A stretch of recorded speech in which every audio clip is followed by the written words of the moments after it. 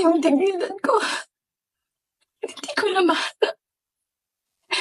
Alam nila lahat na ginapang ko yung career ko. What you saw was not a perfect human. I'm far, far from being perfect. What you saw was a human being. Be speaking from my heart. Lahat ng sasabihin ko ngayon ay galing sa puso ko. Today I will take accountability for everything. Nagkamali ako, and I want to say sorry for everything that I have done. It all started last June of 2024. I was in a very dark place. I was lonely. And I was getting attention from Anthony. The kind of attention that I needed. When I sensed that there was this brewing attraction between Anthony and I, nadala ako sa emotions ko. And I knew that was wrong. I came clean right away. I told my ex everything, and I admitted things to him, and then we broke up. It wasn't easy.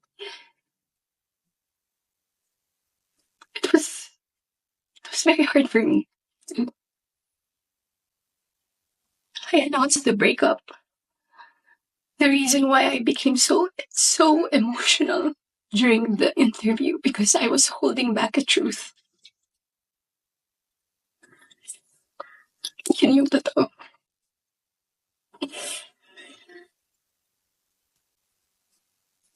I wasn't really able to simmer down. I wasn't able to reflect on what had happened. I was working every day for days straight, weeks straight, months straight. Bago nagsimula yung mga daming trabaho namin, I told Anthony that I broke up with my ex. And he also said the same thing.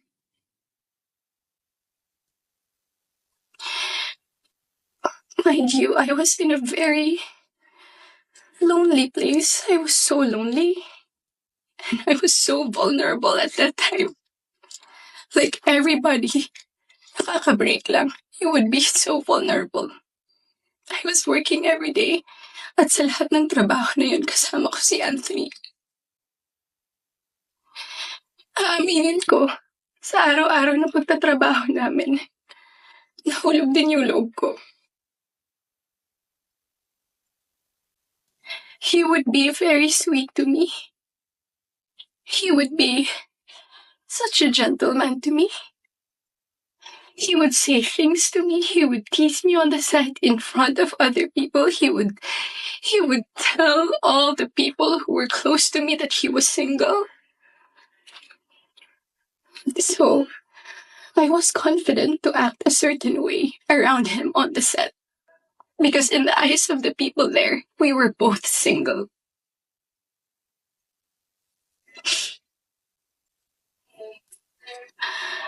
Araw-araw kami nagtatrabaho, and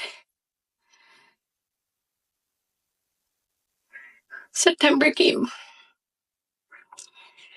We went to Italy for our shoot sa teleserye namin na Incognito. And doon nag-start na naging deep yung pagkakilala namin sa isa't isa. I really fell. Nung pauwi na kami ng Italy, it was my birthday. And we were stuck at the airport. The whole day. He would say things to me that are sweet. He would say promises. We would tell promises to each other. And then nung pauwi na ng Italy, I felt so happy that I had to post something on my IG story just to appreciate him during that day. And then pagka-uwi ko, I think the next 2 days, I saw a post or reposts ni Jam on TikTok. Nakita ko lahat yun. And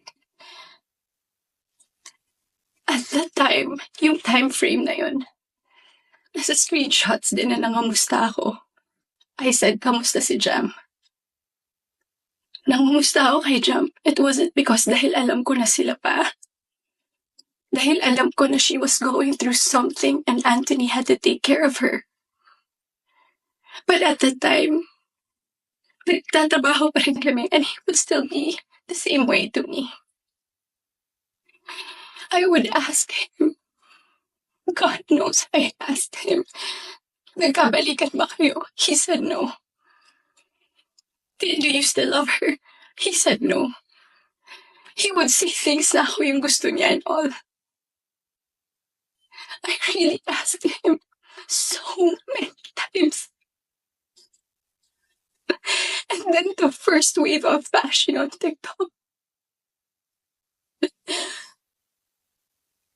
Masakit yun para sa akin. I asked him, when are you gonna release a statement na wala na kayo? When? Because in the eyes of the public, you were taken. But I know that you're not. You would be very sweet to me. When are you gonna release a statement? He would tell me he was waiting for the right moment. I didn't want to be pushy. I didn't want to aggravate things. So I waited and kept quiet because it wasn't my story to tell anyway. I kept quiet. October passed. We were working still every day. And then Halloween. It was the very first night we went out na medyo sweet kami sa isa't isa. The next day, Cham posted on her Instagram story. There were no names mentioned. There were no names. But people were insinuating that it was Anthony and I. So the waves of bashing came again. I asked him again, when are you gonna release a statement? God knows how many times I begged for a statement. I begged him to fix this because I was so tired of getting bashed. He said, wait, he's waiting for the right moment. I waited. I still kept quiet. I really wanted to speak up. But it wasn't my story and I would look really pathetic. Days went by. The press con of Incognito happened. He released a statement. To me, it was too late because at that time, I was slowly distancing myself from him romantically. The infatuation and the attraction died. But thank you for the statement. I thought everything was in the clear. I thought everything was gonna be okay. Ilang days nung lumipas. The screenshots. When I read it was 10 p.m. on a Tuesday night. When I read it, I was gutted. I was shocked. I'm truly embarrassed.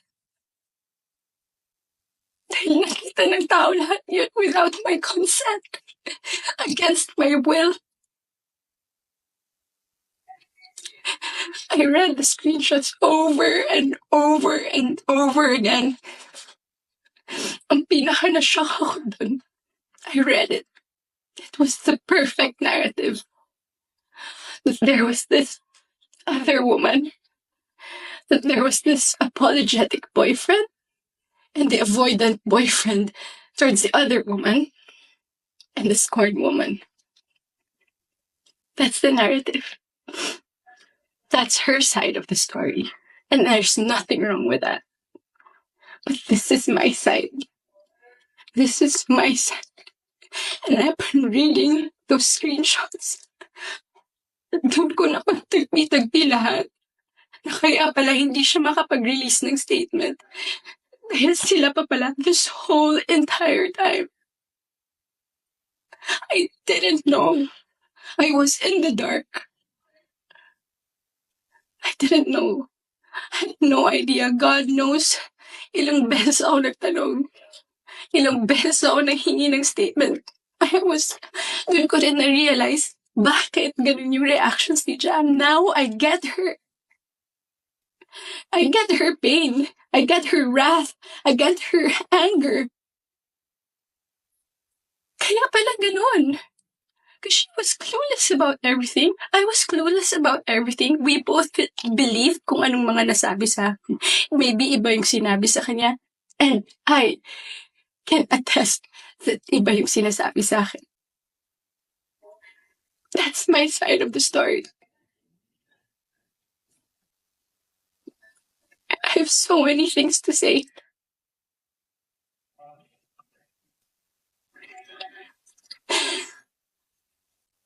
Hindi ka ako makapaniwala.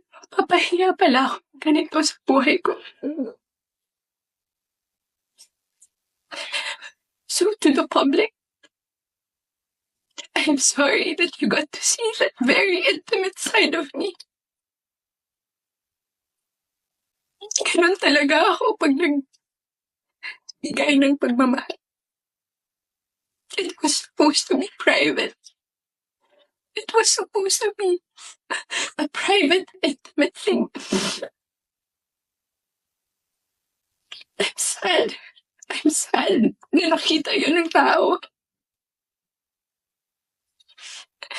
And yes, I don't want to play the victim here. Nagkamali din talaga ako. And I want to say sorry to those people I have hurt.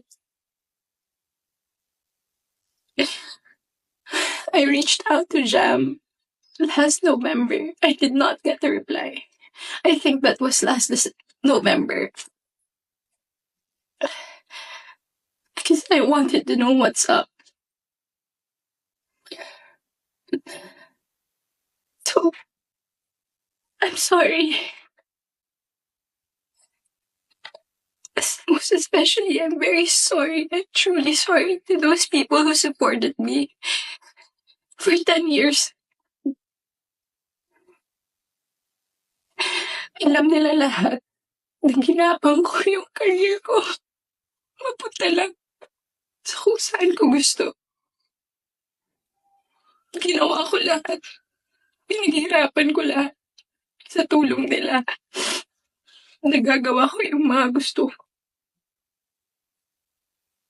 I don't know where I'm gonna go. I don't know saan ako papunta. Yung dignidad ko, hindi ko na mahanap. Whenever I go out, whenever I walk, I feel like I'm a naked woman walking. Hindi ko alam yung gagawin ko. I'm so embarrassed. And I'm sorry that you get to see that.